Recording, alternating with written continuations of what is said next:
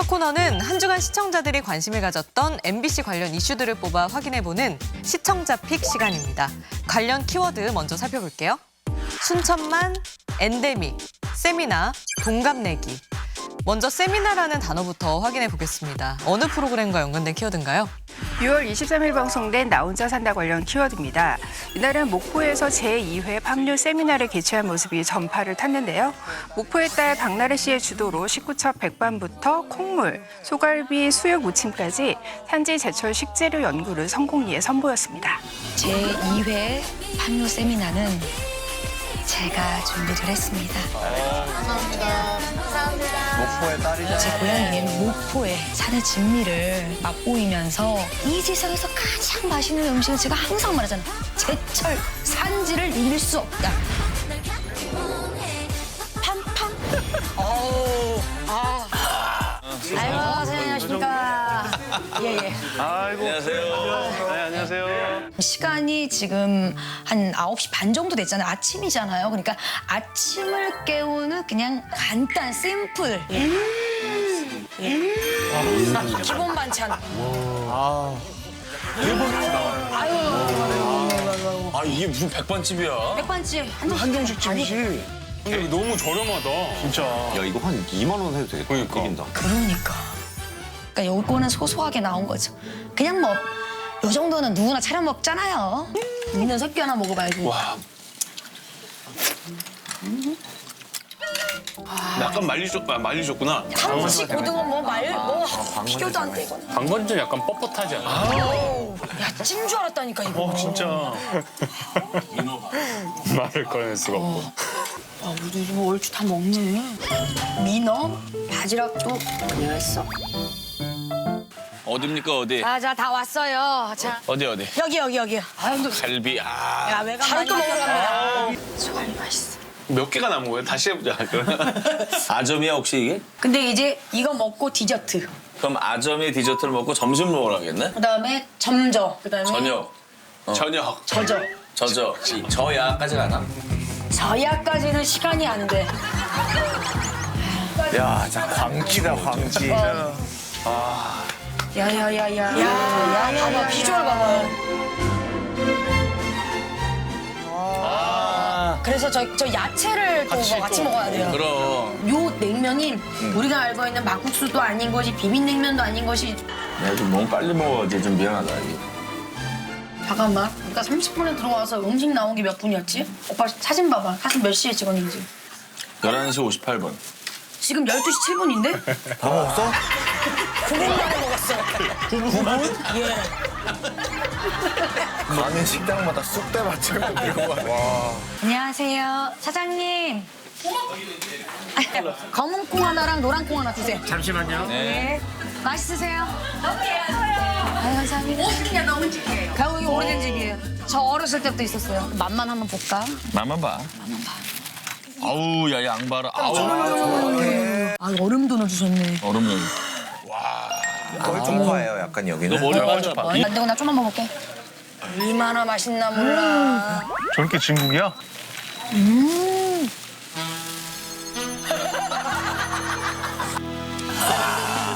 끈적끈적. 구수해. 끈적끈적해야죠. 하다. 끈적끈적. 구수해. 그 콩물. 와 콩물이 기가 막히더라. 확실히 전라도 간이 좋아요. 정말 담백하고 화려하지 않고 우직하고 우리나라 스모커 같은 맛인 거예요. 콩물에 스모크가 나오고. 그래서 만약에 뒤에 일정이 없었다면 거기서 여유 있게 콩국수 한 그릇을 먹었을 것이다. 이미 냉면은 다 꺼졌기 때문에. 대한민국 대표 식도락 여행지로 손꼽히는 전라남도 목포인 만큼 다양한 음식에 시선을 뗄 수 없는 시간이었던 것 같아요. 방송을 본 시청자들 반응도 궁금합니다. 네, 댓글 살펴보면요. 팝뉴즈 먹방은 음식에 대한 진지한 마인드와 리액션이 같이 담겨 있어서 보기 너무 좋음. 이번 편 너무 재미있네요. 목포에 백반이랑 콩국수 먹으러 진짜 가려고요. 이렇게 지방 다 다녀줬으면 좋겠다. 지역 경제도 살릴 수 있을 것 같은 목포 가고 싶게 만드는 영상. 팝뉴즈의 목포 세미나 덕분에 지역 음식에 대한 정보를 얻은 유익한 시간이었다는 반응이 많았습니다. 이날 방송은 가구 시청률 8.6%로 동시간대는 물론 금요 예능 프로그램을 통틀어서 1위를 차지했는데요. 목포의 제철 음식으로 행복을 찌우는 팜유즈의 모습에 많은 분들이 관심을 보내주신 것 같아요. 네, 이 팜유라인 에피소드가 재밌는 거는 이 먹방 그 자체보다도 이 좋아하는 게 같은 사람들끼리 이제 척하면 척하는 호흡을 보여주기 때문인 것 같아요. 이제 다른 패널들이 또 먹어 이런 식으로 반응할 때 이들은 딱 일치 단결해서 디저트 3번 먹으러 간다고 할 때도 디디디 노래를 부르면서 너무 신나하잖아요. 디디디 디디디 뭐야?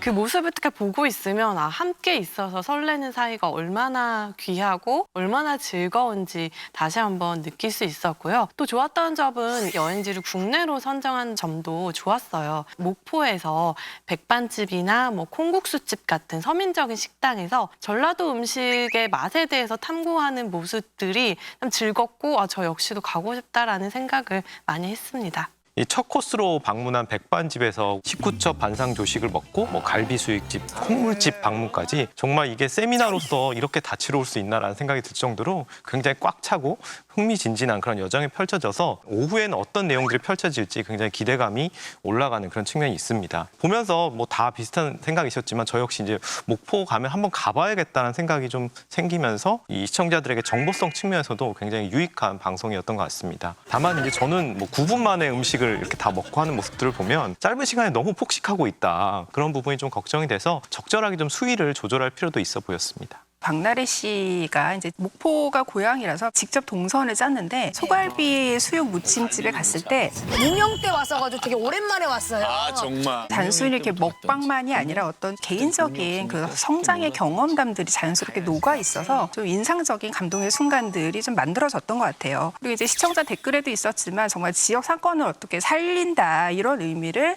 이제 이 투어를 짤 때도 좀 생각을 한 것 같아요. 동선을 짤 때도 재래시장에 방문해서 이제 각자 한 사람 한 사람씩 이렇게 서로 품목을 이렇게 사서 선물하고 이런 모습들을 화면에 담아내는 것도 그러니까 지역 상권에 좀 활기를 불어 넣으려는 취지가 엿보여서 좋았습니다. 다음 키워드는 엔데믹입니다. 유혜연 위원이 준비하셨죠? 6월 25일 방송된 탐사기획 스트레이트 관련 단어입니다. 포스트 코로나 불평등의 습격이란 주제로 꾸려진 이날은 해고 노동자부터 어려움을 겪는 자영업자의 사연까지 엔데믹에도 여전히 피해를 입고 있는 사람들의 상황을 살펴봤습니다. 김 씨는 3년 전까지만 해도 모두가 부러워하던 항공기 조종사였습니다. 원래 다니던 회사를 그만두고 2년 넘게 공부해 40대 늦은 나이에 꿈을 이뤘습니다. 하지만 곧바로 코로나가 터졌습니다. 회사는 경영이 어렵다며 3년 전 코로나로 해고됐습니다. 낮에는 대학 총장의 일용직 수행기사로, 밤에는 대리기사로 생계를 이어갑니다. 임금이 안 들어오기 시작하면서 그러면서 이제 비행도 이제 완전 회사에서 이제 안 하게 된 거예요. 코로나가 터지자 곳곳에서 대량 실직 사태가 벌어졌습니다. 임금 노동자가 11만 3천 명이나 줄었습니다. 통계 작성 이후 처음 있는 일이었습니다. 코로나가 터지고 나서 정말 많은 사람이 해고나 무급휴직을 당했는데 그 고통이 아직도 계속되고 있는 거군요. 자영업자들은 어떻습니까? 방역 조치 때문에 영업을 못해서 망하거나 빚내서 버틴 사람들이 많았잖아요. 코로나는 끝났지만 자영업자들은 여전히 빚더미에 눌려 있습니다. 고물가, 고금리까지 이들을 괴롭히고 있습니다. 코로나 기간 정 씨의 PC방은 수시로 영업을 못했습니다. 2020년 3월부터 2년 동안 영업시간 제한은 물론 아예 문을 닫은 적도 있습니다. 정 씨는 빚더미에 올랐습니다. 은행 3곳에서 2억 5천만 원, 보험사 2곳에서 1억 원, 가족과 아는 사람들에게 1억 5천만 원, 낼 수 있는 빚은 다 냈습니다. 정 씨는 정부의 영업 제한 조치로 매출 3억 원이 줄었다고 신청했는데 2020년 지원금 200만 원, 손실보상금 1,450만 원, 손실보전금 1,000만 원, 다 합해도 2,650만 원 뿐입니다. 자영업자들의 빚은 올해 1분기 1,000조 원을 넘어섰습니다. 2019년 말 684조 원이었는데 코로나 3년을 거치면서 1.5배로 늘어났습니다. 자영업자 한 사람당 3억 3천만 원, 자영업자가 아닌 사람들에 비해 3.7배나 많습니다. 코로나 기간 다른 선진국들은 파격적으로 자영업자들을 지원했습니다. 2020년 1년 동안 각국 정부가 지원한 돈은 미국, 호주, 영국이 GDP 대비 16%대, 일본도 15%대였습니다. 반면 한국은 3.4%, 다른 선진국들의 5분의 1 수준입니다. 우리나라 같은 경우는 이제 자영업자들이 그 충격을 사실은 많이 떠안았죠. 정부가 사실 좀 떠안아야 되는데 정부가 그걸 떠안기보다도 스스로 이제 망하면서 스스로 자기 돈을 끌어가면서 아니면 대출 받아가면서 그렇게 버텼으니까. 선진국들은 증세에 나섰습니다. 횡재세, 전쟁 같은 우연한 사건으로 돈을 많이 번 기업들의 세금을 더 걷어서 어려움에 빠진 가게와 기업들을 돕자는 겁니다. 독일과 영국 등 13개 나라가 이미 횡재세를 걷기 시작했고 프랑스와 핀란드 등 5개 나라는 시행을 앞두고 있습니다. 하지만 한국은 거꾸로 가고 있습니다. 대기업들의 세금을 오히려 깎아줬습니다. 감세에 더해 경기까지 꺾이면서 지난 4월까지 작년 같은 기간에 비해 세금이 34조 원 정도 덜 거쳤습니다. 빚을 내지 않고 돈도 쓰지 않겠다는 정부. 그러는 사이 빚더미에 오른 건 가게들입니다.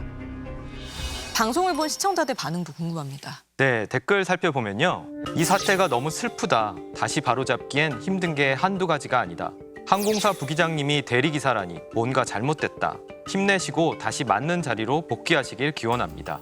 희생으로 버틴 시기인 걸 누구나 아는데 적절한 보상도 없이 지나가고 앞으로 팬데믹처럼 큰 문제가 터지면 그땐 무슨 수로 버티나.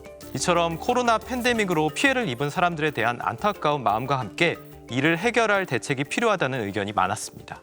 엔데믹 이후에도 여전히 많은 사람들이 고통받고 있는 현실이 안타깝기만 합니다. 이 코로나19가 남긴 교훈을 하나둘 따져봐야 하는 시점에서 의미 있는 내용을 전한 보도였다고 보시나요? 우리가 코로나 동안에는 오히려 코로나 이후에 어떻게 살 것인지 설명했지만 실제로는 코로나 이후에는 오히려 그런 논의가 많지 않았던 것 같아요. 이런 시점에서 스트레이트가 이런 보도를 해주었다는 것이 시적절했다는 느낌입니다. 특히 이제 백신 피해자들을 어떻게 도울 것인가. 백신 피해 보상 신청은 9만 5천여 건, 심의가 끝난 건 8만 8천여 건인데 그중에 피해 보상 결정이 난 건 사망 17건을 포함해 전체의 4분의 1 정도입니다. 정치권은 앞다퉈 지원을 약속했지만 아직 진전된 건 없습니다. 그리고 무엇보다도 이날 가장 주목할 만한 관점은 재난은 누구에게나 공평하게 닥치지 않았고 특히 경제적인 약자에게는 더 가혹했다. 이런 것들을 보여주면서 코로나 이후에 우리가 무엇을 해야 될 것인가를 촉구한 그런 어떤 중요한 보도였던 생각입니다. 어떤 엔데믹이라고 해서 코로나 극복을 강조를 하잖아요. 그러다 보니까 자연스럽게 그 과정에서 피해를 입고 상처를 입었던 사람들의 그런 상황들은 자꾸 잊어버리고 앞만 바라보려는 그런 논조로 나간다는 말이죠. 근데 스트레이트에서 앞으로의 문제까지 제기를 했다라는 점에서 굉장히 의미 있는 보도였다라고 생각을 하고요. 또 코로나 같은 팬데믹이 덮친다면 우리는 제대로 대처할 수 있을까? 민간 병원들과 달리 공공병원들은 감염병 전담병원으로 코로나 환자의 80%를 도맡았습니다. 그 기간 일반 환자들을 받지 못했습니다. 대한민국이 코로나에 빠져나왔을지 모르지만 대한민국의 많은 감염병 전담병원으로 헌신해온 공공병원들은 경영 적자 때문에 임금체불과 존폐를 걱정하고 있는 현실입니다. 그럼에도 불구하고 코로나 팬데믹이 남긴 후유증이 너무나 크기 때문에 그것을 굉장히 다각도로 잘 조명은 했지만 주제가 너무 방대하다 보니까 어떤 특집으로 심층적인 그런 내용을 담아낼 필요가 있다라고 생각을 합니다. 코로나19라는 것이 전 세계적인 어떤 재난이었기 때문에 모든 국가가 다 겪었고 지금 다 같이 이제 회복하는 단계잖아요. 그 과정에서 우리나라뿐만 아니라 다른 선진국은 어떤 식으로 회복을 하고 있는지를 짚어준 부분이 전 의미 있었다고 생각합니다. 그리고 전반적으로 이날 저는 해법이 방향성에 대해서는 이견이 없지만 조금 더 그 부분에 대한 논리적 근거를 탄탄하게 할 필요는 있어 보입니다. 예를 들면 지금 부자 감세로 인해서 세수 부족이 일어나고 있는데 이게 정말 코로나19 피해자 손실 보상과 직접적 연결고리가 있는지를 실질적인 통계라든지 사례를 통해서 보여주거나 명확한 근거, 객관적 사실 이런 것들을 뒷받침한다면 해법에 조금 더 힘을 실을 수 있지 않을까라는 생각이 들었습니다. 전례 없는 팬데믹에 피해를 입은 사람들이 제자리로 돌아가는 그날까지 탐사기획 스트레이트의 지속적인 관심이 이어지길 기대해 보겠습니다. 다음 키워드 살펴볼게요. 동갑내기입니다. 어느 프로그램과 연관된 키워드죠? 네, 2월 19일 방송된 안 싸우면 다행이야 관련 키워드입니다. 이날은 안정환 촌장의 동갑내기 친구 추성훈 씨와 아끼는 동생 배정남 씨가 함께했는데요. 무동력 어선으로 우럭잡이에는 성공하지만 해산물 손질에서 티격태격하며 절친 케미스트리를 선보였습니다. 자, 오늘의 목적지 이 많은 섬 중에 남해로 갑니다. 안 촌장님이 제일 좋아하는 데가 남해를 즐겨 하시죠. 네. 아니, 이거 너무 뭐하겠네, 이거. 아니 땡기라고. 그리고 가면서 그물을 이게 내리면서 칠 거야 이렇게 동그랗게. 그럼 가두리가 되잖아. 박아놓고 이렇게 해서 땡기면 물고기가 이렇게 잡힐 거 아니야. 그렇지. 천천히 합시다. 오케이. 자, 일단 무동력으로 갑니다. 근데 뭔가 될 것 같아. 안 해봤는데 해보면 되지. 그렇지. 자 이제 풀어. 천천히. 아니, 천천히. 예, 이게 빨리 푼다고 좋은 게 아니에요. 그럼요. 네, 배 가는 대로 팽팽하게 풀어야 돼요. 행이 이게 된다. 잘 풀어. 그냥 막 던지네. 막 던지네. 이제는 그냥 막 던져. 그냥 이렇게 여기 걸려도 이렇게, 웃기겠다. 여기 걸리면 웃기지. 저 부표가 떠야 된다고. 부표가 해보지도 않은 그 그물을 솔직히 그거 보니까 그거 저거 어부도 아니고. 아 자기들 처음 해봐라 못한다 진짜로. 직진한다. 가 있어.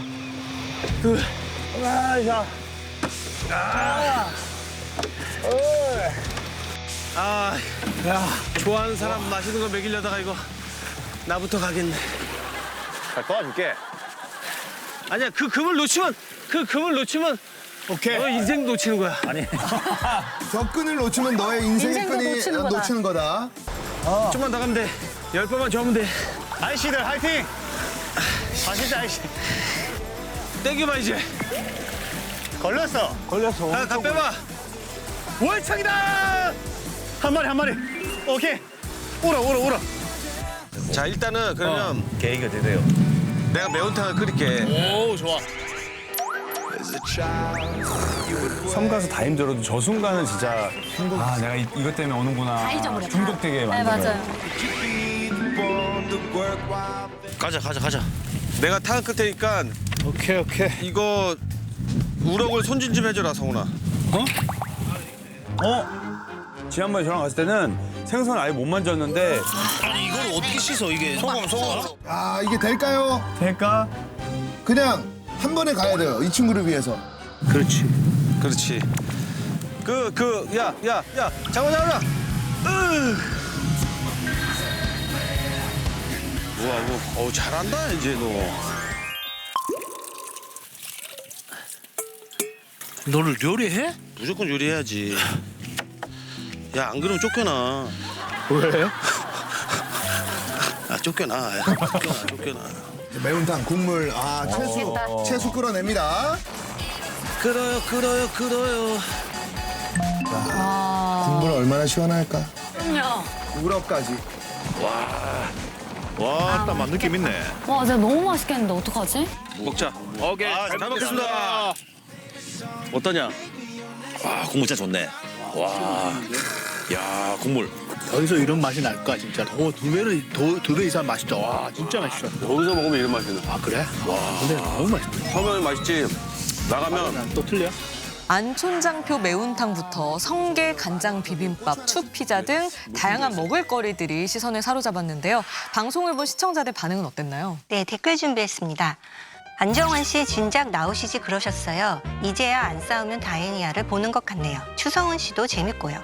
역시 경험은 못 속이네요. 안 촌장이 고기도 잘 잡고 요리도 잘하지. 이번 주 안다행 친구 케미가 좋아서 그런가 재미있네요. 원조 촌장 안정환 씨의 귀환을 환영하고 절친들의 활약에 즐거운 시간이었다는 반응이 많았습니다. 이날 안 싸우면 다행이야는 동시간대 2049 시청률 1위를 차지하며 젊은 층의 호응도 이끌었는데요. 남해 외딴 섬에서 벌어진 안정환 씨와 절친들의 내 손 내잡 에피소드 어떻게 보셨나요? 저는 이번 회차에서는 안정환 씨가 어떻게 촌장이 되었는지 그의 위험을 다시 한번 확인할 수 있었던 회차였어요. 처음에 배로 이제 그물을 넓게 쳐서 이제 해산물들을 잡으려고 했는데 저게 될까라는 생각으로 지켜봤지만 결국에는 월척을 잡아내고 소라 소라나 전복, 멍게 같은 것들을 채취할 때도 정말 손쉽게 줍는 모습을 보고 아 역시 안 촌장이다라는 생각을 했고요. 결국 이 회차는 안정환 촌장의 원맨쇼가 될 수도 있었던 그런 회차였는데 여기 이제 추성훈 씨가 가세하면서 재밌는 또 다른 한 축을 만들어냈어요. 처음에 소개할 때 아, 존경하는 친구다, 동갑내기지만 이렇게 좀 조심스러워하는 모습이 두 사람이 있었는데 결국에는 끝에 가서 티격태격하면서 좀 관계가 변화하는 모습을 볼 수 있어서 그 점도 재밌었습니다. 안다인 같은 경우에는 출연자들의 케미스트리에 따라서 재미가 결정되는데 이날의 재미는 역시 안정환 씨, 추성훈 씨 사이의 케미스트리였던 것 같아요. 또 한편으로는 또 다른 재미는 스튜디오에서 이렇게 토크를 할 때 김동현 씨가 출연을 했는데 추성훈 씨의 성대모사를 하면서 추성훈 씨의 어떤 심리 상태를 설명해 주는 이것도 또 다른 케미스트리를 보여주면서 어떤 재미를 자아냈던 것 같아요. 다만 제가 아쉬웠던 점이 있다면 안정환 씨, 추성훈 씨가 두 분이 너무 친하잖아요. 그러다 보니까 개인적인 이야기를 많이 하게 됐는데 그중에서 어떤 얘기는 지나치게 개인적이어서 아, 이 얘기를 이렇게 오래 끌고 갈 필요가 있나라는 생각이 들었어요. 그래서 이런 부분은 약간 조절했으면 어땠을까라는 그런 아슬아슬한 느낌도 조금 들었습니다. 안정환이 안정환했다라고 말해도 뭐 부족함이 없을 정도로 안정환 씨의 다양한 매력과 좀 존재감이 드러난 방송이 아니었나 싶어요. 스케일이 크고 특별한 내손내잡이었는데 무동력 어선을 이용해 고기를 잡고 해루질 장소에 가서는 정말 양동이 가득 해산물을 담아내면서 역시 아 촌장답다라는 그런 감탄을 자아낸 장면이 나왔습니다. 다만 이날 보면 안 촌장과 이 추성훈 씨 사이의 어떤 동갑내기 절친 케미는 굉장히 재미있었어요. 그런데 상대적으로 저는 배정남 씨는 다른 분들과의 케미나 호흡이 좀 잘 드러나지 않은 것 같아요. 해루질하거나 뭐 이렇게 내손내잡하는 과정에서 여러 가지 툭닥거리는 모습들이 나오기도 하지만 음식 준비하는 과정도 많이 나오거든요. 그런데 배정남 씨는 뜬금없이 음식 준비하다 말고 이제 투망 던지러 가라고 해서 던지러 가는데 그런 것들 보면 케미를 만들어낼 수 있는 구성이 좀 부족했다라는 생각이 들었고요. 전체적으로 보면 포맷이 너무 정형화돼 있잖아요. 그래서 재미를 좀 더 부여하기 위해서는 출연자 구성이나 또는 이들 간의 호흡에 변주를 주면 좋겠다는 생각이 듭니다. 다음 키워드는 순천만입니다. 이지혜 위원이 준비하셨죠? 6월 25일 방송된 MBC 다큐프라임 관련 단어입니다. 이날은 미래의 생태 자원으로 주목받고 있는 순천만 갯벌에 대해 다뤘는데요. 바다의 탄소 저장 능력을 의미하는 블루카본의 보고로서 순천만 갯벌의 가치를 전하며 눈길을 끌었습니다. 산과 바다, 강과 논이 함께 있는 순천만 습지는 갯벌이 만들어지는 과정을 볼 수 있는 국내 유일의 연안 습지입니다. 지구온난화의 원인 중 하나인 탄소. 이 탄소 배출을 줄일 수 있는 중요한 열쇠가 바로 이 갯벌에 있습니다. 사실 갯벌에도 규조류라고 하는 굉장히 작은 1차 생산자들이 열심히 이제 생활을 하고 있습니다. 그래서 그 녀석들이 빨리 번식을 할 땐 하루에도 몇 번씩 이제 2배로 불어나는데 그렇게 빠른 생산량을 가지고 열심히 광합성을 하기 때문에 눈에 보이지 않지만 산소가 매일매일 엄청난 양이 발생을 하고 있는 거죠. 돌말류라고도 불리는 규조류는 민물이나 바닷물에 있는 갈색 또는 황갈색의 작은 단세포인 식물 플랑크톤을 말합니다. 습지에서 채취한 건강한 뻘에 빛을 쬐어 광합성을 시켰습니다. 여기 보시면 조그만 기체방울이 보이는데 이게 바로 갯벌에 있는 미세 식물이 만들어낸 산소입니다. 건강한 갯벌일수록 규조류가 많을수록 발생하는 산소량은 많아집니다. 지구의 허파는 우리가 보통 아마존이라고 많이 얘기합니다. 근데 아마존은 우리보다 멀리 있고요. 막상 실제로 우리가 마시고 있는 많은 산소가 어디서 왔냐면 바로 갯벌에서 왔다고 해도 과언이 아니겠습니다. 규조류가 많은 갯벌은 대기 중에 이산화탄소를 흡수한 후 탄소와 산소를 분리시켜 산소는 뿜어내고 탄소는 저장합니다. 해양 생태계 작용으로 탄소가 흡수되는 것. 이것이 바로 블루카본입니다. 유네스코 세계유산으로 등재된 순천만 갯벌은 탄소 저장을 위한 블루카본으로서도 다른 갯벌에 비해 뛰어난 능력을 보여주고 있습니다. 순천만은 우리나라 연안에서 흔치 않은 하구형 습지입니다. 하구형 습지라고 하면은 바로 이렇게 동천으로부터 민물이 나오고 있고 바닷물이 만나서 그래서 갈대밭이 넓게 발달되어 있기 때문에 기본적으로 그 많은 탄소량을 흡수를 하고 있고 그것을 그대로 죽으면 이게 쌓이게 되면서 왜 바깥쪽 갯벌에도 영향을 줍니다. 그러다 보니까 순천만 갯벌이 물론 갈대숲뿐만 아니라 갯벌도 다른 갯벌에 비해서 훨씬 더 많은 탄소를 저장되어 있는 것을 저희가 확인했습니다. 지구를 위해 갯벌이 품고 있는 보물. 바로 블루카본입니다. 순천만 갯벌의 가치를 고화질의 UHD 다큐멘터리로 보여주며 완성도를 높인 방송이었죠. 기후변화 대응이 그 어느 때보다 중요한 상황에서 꼭 필요한 주제를 다룬 다큐멘터리가 아니었나 싶습니다. 순천만에 대해서 모든 걸 다 얘기하려다가 보니까 좀 집중도 있게 주제를 강화시키지 못한 느낌이 많이 들었어요. 처음에는 이제 뭐 개개비라던가 흰발 농개 같은 이 순천만 일대의 생태계 일원인 생물들에 대해서 이제 보고를 하다가 순천만의 생태적 가치, 특히 이제 블루카본에 대한 것에 대해서 얘기를 하다가 또 순천만 정비 사업이나 국가정원 같은 순천시의 산소 제로 정책에 대한 홍보가 이렇게 나와요. 각각 좀 하나하나 따로 다뤄도 충분한 주제들을 이제 순천만이라는 카테고리 하나로 이제 모으다가 보니까 블루카본에 대한 부분은 오히려 조금 덜 조명된 게 아닌가 싶기도 했어요. 다큐 안에서 블루카본으로 선정되지 못했다라는 아쉬움이 등장을 하기도 했는데 세계 5대 갯벌 중 하나인 우리나라 갯벌은 우리나라 국토의 2.4%, 서울의 4배 크기에 달하는 생명의 보고입니다. 그러나 아직 블루카본으로 인정받고 있지는 않습니다. 그렇다면 다른 블루카본으로 선정됐던 맹그로브 습지나 뭐 염습지 같은 경우는 어떻게 선정이 됐고 선정 조건들은 어떠며 그리고 왜 선정이 되는 것이 중요한지에 대해서 좀 깊게 들어가면 어땠을까 하는 아쉬움이 남습니다. 이지혜 의원님이 말씀하신 것처럼 굉장히 많은 사람이 등장했기 때문에 실제로는 약간 산만하게 보이는 느낌도 있었습니다. 근데 이날 이제 블루카본이라는 개념을 알게 되면서 우리가 갖고 있었던 어떤 갯벌에 대한 개념을 새롭게 하고 소중함을 다시 한번 확인하는 계기가 되었는데요. 순천만 습지 하나를 두고 생태활동가, 연구자, 어민, 그리고 현장 교육을 하는 교사와 어린이의 관점이 각각 등장을 했는데요. 갯벌이라는 것이 우리의 삶에서 멀리 있는 어디 저쪽에 있는 자연인 것 같지만 실제로는 얼마나 우리 삶에 가까이 있는지, 개개의 삶에 어떻게 영향을 끼치고 있는지를 이런 다면적인 관점에서 접근하려고 했다라는 그 시도는 좋게 보였어요. 특히 순천만 습지의 보고는 시민운동의 일환이었다. 이 점이 저는 굉장히 중요하다고 생각이 드는데요. 순천만의 마을 어민들은 정기적으로 습지 일대를 청소하고 있습니다. 사지우회가 지금 어민들이 쓰레기를 많이 갖다 놨어요. 저희들 오늘 첫째 목적은 저 쓰레기를 전부 다 푸대에 담아서 여기다 야적해 놓은 것입니다. 순천만과 같은 자연을 복원할 때 이것이 자연적으로 이루어지는 것이 아니라 여러 시민들의 노력으로 이루어졌고 그를 뒷받침해주는 환경 정책이 있어야 한다. 거기까지 이어지는 구성이 굉장히 의미가 있었다고 보입니다. 그래서 이날 다큐멘터리는 결과적으로 우리에게 갯벌의 중요함에 대한 과학적인 근거도 안겼지만 결과적으로는 우리가 무엇을 할 수 있을까 그것에 대해서 생각해 볼 수 있는 기회도 주었다는 점에서 의미가 있다고 생각이 듭니다. 구성도 굉장히 좀 아름답다라는 생각을 했어요. 갈대밭에 둥지를 튼 개개비의 이야기로 시작을 했는데 사실 그 개개비가 둥지를 틀었던 것은 굉장히 희망적인 메시지였어요. 개개비가 많다라고 말은 둥지터를 지을 수 있는 튼튼한 갈대가 있다는 뜻이고 그리고 그 주변에 먹이가 풍부하다는 뜻이고요. 그래서 생태계가 살아있다는 증거가 될 수 있죠. 또 마지막에는 그 주차장에 둥지를 튼 꼬마 물대새의 이야기로 시작을 했는데 주변을 두리번거리다 빠르게 둥지로 다가갑니다. 왜 하필 위험한 주차장에 둥지를 튼 걸까요?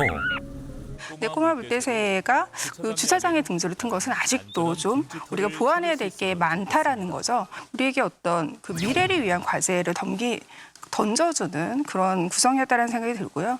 또 이야기의 중간중간에 이런 자연을 학습하면서 공동체 정신을 배우는 그런 아이들의 모습이 이제 자연스럽게 떠올려지면서 그런 것들이 우리 현재의 삶에도 중요한 영향을 미치지만 또 미래를 위해서 얼마나 중요한가라는 굉장히 순간 의미를 전달했다고 생각합니다. 탄소 제로가 중요한 환경적 이슈인 만큼 앞으로도 MBC 다큐프라임을 통해 지속적인 관심이 이어지길 기대하겠습니다.